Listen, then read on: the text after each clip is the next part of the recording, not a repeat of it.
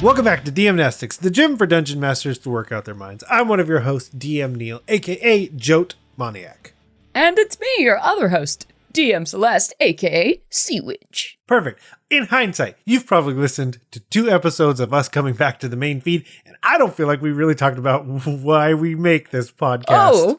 Oh yeah, let's do that. Okie dokie. So, with the main feed and the main episodes, if you will, it is often a more narrative approach, a more evergreen approach, a more general concepts, because things will come out of the air. Like, my thought was like bear folk. Those aren't really in published, WotC published materials, but Kobold Press has an amazing version. And so we reference that. So it's kind of whatever comes up. These are exercises to work out your mind. It's literally in the title, but if we haven't talked about it enough.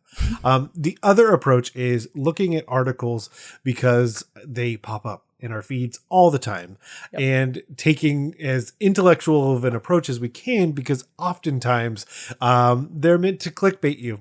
It's just true. But there's also something good in every article. I actually have a really interesting theory about one of the articles we'll get to in the near future. I'll save it. It's soon. We'll talk about it soon. Okay. But yeah, basically it's just more practical, short form podcast about something you could do in between sessions to, again, keep working out and get those mental gains. Yeah. So today, though, we are going to be going back to a specific exercise. What exercise are we looking at today? So today we are doing Out Exercise a Bad Diet is the name of this one, though I have to say, because it's awesome, this is a throwback to episode 53, which is called Food with Benefits, which is a very good title. So I just wanted to congratulate you for that. Thank you. So today, obviously, we've got food. We've got food in the brain. So for this exercise, basically, up on the blog, we put up this very horrible example image of a fantasy feast where I think the central meat dish is perhaps a mimic, but there's also a scorpion tail shooting out of it. So, on that theme, as just some inspiration we like to give you, we're talking about food. So magical food. So we have invited folks on the blog to basically, what is the spell/magical meal that you are making? What effect does it have on those who eat it? And what does it take to make it? And of course, our fourth question is always, you do you. So we asked folks to lift the mental weights. Yes. And so I can take it first because the first one is quick, but I think it opens up a lot of ideas. And this one is from Edwin Sue, who has only 9 posts, but that's okay. You're working on it. We're getting closer all the Thanks time. for being here, Edwin. And their idea was to come up with a good berry pie. Yeah. And basically, people who eat a portion of this pie don't need to eat or drink for the next 5 days. But my favorite part is, if they do, it ends the effect and they will need to keep eating. So normally. it's like a food challenge and a reward at the same time. I dig it. And basically, after they wake up from a long rest, they'll always start those 5 days with 10 temporary hit points. And you can make it by having 10 unspoiled good berries that are baked into a pie with a lot of love. Oh, that's sweet. I like this because it's taking, the good berry spell and then just taking it a step further. So it feels like it would be an easy add, into a campaign. So this is something I might expect in any D&D fantasy town to be sold. So well done. Well, yeah, I think it's one, it's an easy sell. 2, figuring out like a reasonable level. I would think like 2 or 3 probably, just because, well, I guess my biggest thing would be how many people can eat part of the pie and gain the benefits. And also, it's not, I guess it wouldn't be fun if the whole party can't do it. Because then someone will just be sad. There's just the one guy who doesn't need food. Because every 5 days just crushes a pie. And it's like, no, I'm good. That's it. But yeah, figuring out how many people are affected is probably the biggest thing for figuring out what level spell it could be. But like you said, that's super easy to sell inside of a town. Yeah, it makes a lot of sense. It, elevates the humble Goodberry into a special treat, which I'm always a fan of. Oh, and I would definitely at some point narratively have to put in like someone offering them food, but they don't want to take it. I can't. I'm sorry, I can't have that. No, I'm I'm full of berries. Oh no, I'm good. Excuse me. I got a good thing going here, and I really don't want to mess it If up. I eat that, I will explode. No, thank you. No, thank you. It's the meaning of life. It's just it will explode. Perfect. So, which one from the forums did you want to highlight? Yeah, so I wanted to highlight a post from one of our gorgeous moderators, DM-Nastics, a fan favorite here on the site. So he starts off with, what is the spell you're making? The Quizquos Feast, yes. Which already, thank you, get it, pizza reference, love that. And we got some backstory on the Quizquos as well, which I deeply enjoy. So a chaotic tribe of wingless pixies that stand about 6 inches tall. They revel in combat and competition. So they, of course, have these like riotous feasts that are full of meats and breads and fruit and honey and tons to drink. So already sounds pretty magical, loving it. And then so the effects, what I like about what DM-Nastics does is there are different levels to this. So not only is it just like eat the whole feast and you get one benefit, you can mix and match different parts of the Quizquos delights. So consuming the whole feast with the Quizquos restores max HP, gives you hit points. Oh, and then consuming the feast without the Quizquos results in immediate fatigue and a constitution saving throw, and it gets really bad. So if you dare to eat their magical feast without them, you're screwed. So don't steal it. You have to invite them, which I just think is delightful. And then, of course, drinking their honey mead gives you like a charisma bonus. And we even get a description of this honey, which has a slight hint of licorice. And it provides the effects of the haste spell with no lethargy or loss at the end. So, I mean, this feast is pretty dang good. And I really like the trade-off that you have to like make it a social occasion with the creatures who created it as well. I think that's a fun, almost like balancing mechanic. And I can imagine this would be a lot of fun to roleplay. Well, it's so good. Yeah, especially because there's a lot to be said about the idea of having that caveat be kind of your check and balance of the whole situation, so that your party can't just constantly use this. That's always been kind of the interesting thing I think about Heroes Feast, is just that's just from that point on, barring I don't know what right? That you wouldn't just go into the big battle with all of those going for the entire party. Yeah. But instead you just have these really angry, chaotic, competitive, wingless pixies running around. And after you consume this feast, it's gonna be really hard to get out of there and go do any adventuring. So I feel like you're on a time clock as it is, right? What are you gonna do? Wake up hangover with the last hour of your honey mead, buzz, and go slay the dragon? That's fun. Great job, DM-Nastics. The other one is the you do you is the absolute best way to enjoy it in its fullness is to also be 6 inches tall. Yeah. At which point it's not as filling, of course. That's fair. That's fair. Yes, and to get invited to a proper feast, you'll need to compete in a few games of skill, speed, and strength. So I enjoy this is a whole adventure wrapped into this meal, which is deep, great fun. But that means that you and I will lift the mental weights right now. Lifting weights is what I do. Look at me, lift these weights. So what are we gonna make? Magical food.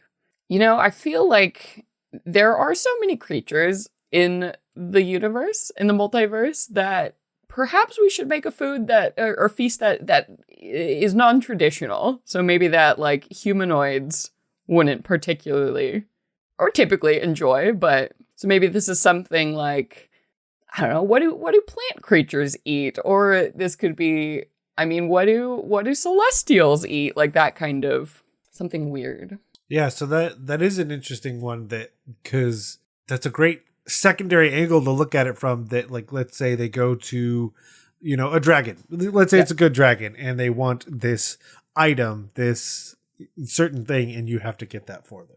Yeah. So I've actually been reading with the kids a book series called Fart Quest.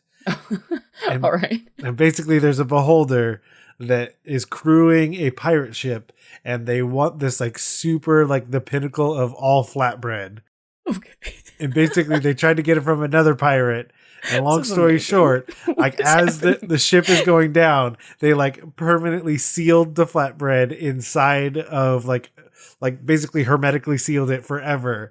And so now the goal is, for the party of adventurers Yes. is to get this and bring it back to the beholder. Oh my god. So that's yes. What a magical book series. I was there with you on that journey. Yes. Wow. Yes. I mean, yeah, what do aberrations eat? That's a good, I guess. Yeah, beholders are really into flatbread. Okay, so my thought is that it's mainly because I guess I just really enjoy the Ghostbusters, but my thought would be like some sort of jelly that you need to make from like apparitions, like ghosts and things like that. Yeah. So we've got that. So what would be the benefits of eating it? Like, because that's the other thing. The benefits can definitely outweigh the taste. Because I think like Yes. your go-to is that it's always very good. You know, the Right. Heroes Feast feels like, you know, the penultimate Thanksgiving style Right. dinner for all of your party members. And they're so happy that that's what they're eating. But the last time I checked, most of the things that are healthiest for you don't always Don't taste taste good. that good. So Sure don't. yeah. So yeah, what would be the benefits of basically ghost jelly? Yeah, ghost jelly. Ugh, I love this, and it's gotta be so hard to get, right? Obviously, your ectoplasmic jelly. Yeah, well, I think perhaps you could take on ghost-like qualities. So maybe having something like, you know, the gaseous form spell, like constantly on, that would kind of allow you to go through cracks and stuff, or you could get whatever that ghost feature is that allows them to phase through things. Okay, yes. And I thought about advantage on stealth checks or, you know, is it this, because pass without a trace is a +10, right? Yeah. Well, maybe it's even something like, because, you know, undead need to Oh, yeah. sense life and stuff. So maybe you become like invisible to undead creatures. Like, well, you have this cold, icy jelly like in your stomach or whatever it is. Trade-off cannot be healed during the duration. Yes. Yes. I like this. Yeah. Cool. So this might be like a great way if you need to infiltrate like a lich's lair or something, you know, make it past hordes of zombies. Like, eat some ghost jelly. Boy, is it gross, and like you'll feel weird for sure, but it can buy you that time you need to. It makes me think of all of the terrible jelly bean flavors that come out from Jelly Belly. You know what I'm talking about? Like, you know, Yeah, they all taste like, I don't know. I never liked the popcorn one. Maybe if they all just taste like the weird, gross. Oh yeah, they have way worse ones popcorn than ones. Yeah. Okay. So we've got the jelly. So what else were we thinking? Because my first thought was also, okay, what can we put the jelly on? Yes. Ghost toast. So yes, okay. Are we looking for other undead? I feel like maybe some like dust, maybe like mummy dust might have a salty or other seasoning quality to it, perhaps. Yeah, a little gritty. I would imagine very unpleasant, kind of sandy. I'm trying not to go for the obvious, like you're eating people from the dead. But here we go. Yeah, so mummy dust. It's like a flavor dust. Well, it can also, I mean, even from that vein, depending on like what your party is mentally Willing able to to eat. handle, the idea that it could just be from a mummy, Yeah. and that basically the aura that they give off, I mean, it's just dust that happened to be on a mummy, but still, like, how are you gonna go get that? You gotta It's go going get to be that. very somehow. hard. It's going to be very expensive. Yes. Well, I'm trying, because the other thing is like, like who are you trying to feed is the other thing I think of. But even thinking about like the idea of like that beholder needing it, is it because they need, you know, just in the same vein that, you know, if I don't eat right, how does my body feel? How do I, you know, overall, what can I do? But even like extending that concept of like, what if, you know, you're paired up with this creature and you get it to have these benefits? So then what if you change all the dice to be Brutal? Is that I mean, I know that's a term, but now I'm trying to remember what game it's from. Where basically like you re-roll once. Yeah. Well, I feel like if we have something like ghosts or banshees or whatever, something that haunts, they might want to eat things that are like full of memories, I feel like. So that's something that comes up sometimes. Like, yeah, if they could consume human emotions or feelings, right? So this could even be maybe there is a magical process where you can distill a memory of joy into like a drinkable potion or something, or it's as simple as like they literally want to eat things like diary pages or like lockets, things that have significance. Okay, this makes me think of so I watched Rick and Morty, and it made me think of two incidences. The one where at the end where he's like the wolf comes up to take something from Jerry, and he's all, here's his bag of chips. No, you want my unemployment check, but it won't feed you. My suffering will feed you? Ow! And then he eats his unemployment check and then spits it back out and walks off. Yeah. Yeah. So those kinds of things. Like the idea of like having it, taking almost, like you said, an emotion, a feeling, and somehow making it into something that is then edible. Yeah. God, imagine being an adventurer and getting hi, yeah, you can get all these awesome benefits if you consume something that represents your own misery. So let's talk about that. Like, oh my God, what? Yeah, I'll just trade. I'll trade you. We'll trade you. It'll be fun. Yeah. Like, yes, so many good ideas. But I think with that though, I think we have done it. I think we have lifted the mental weights. But if you like that for some reason, no, I'm just kidding. If you like that, then you can always head over to your podcatcher of choice, be it Apple, Spotify, Podbean, wherever you have found us, and leave us a rating and review if they let you. Sometimes they don't. Yeah, and if they don't, or you want to tell us about magical ghost jelly that you've incorporated into your own games, you can always email us at dmnastics@gmail.com. Make sure to follow us on Twitter at DM-Nastics, me at cconowitch, and Neil at Jotmaniac. And for everything else on the network, you can always visit blockpartypodcastnetwork.com. And as always, a huge thank you to the bards over on Bombarded for our intro and outro music, and you can find more about them at bombardedcast.com. But rather than let these mental gains go to waste, let's head to taking your supplements. Taking your supplements! So today on Taking Your Supplements, we are going to be talking about a DM's Guild release that just came out. And it is from none other than Keith Baker. Which means it's about Eberron. It's about Eberron, yeah. In case you didn't know, Keith Baker is the name of the person who is responsible for Eberron. Probably one of the more famous like D&D settings out there. Wizards of the Coast has given some support to Eberron over the years, but Keith has been publishing a bunch of his own titles as well to expand just like the huge and interesting world that is Eberron. So yeah, his latest release, Chronicles of Eberron, is now out and on DM's Guild.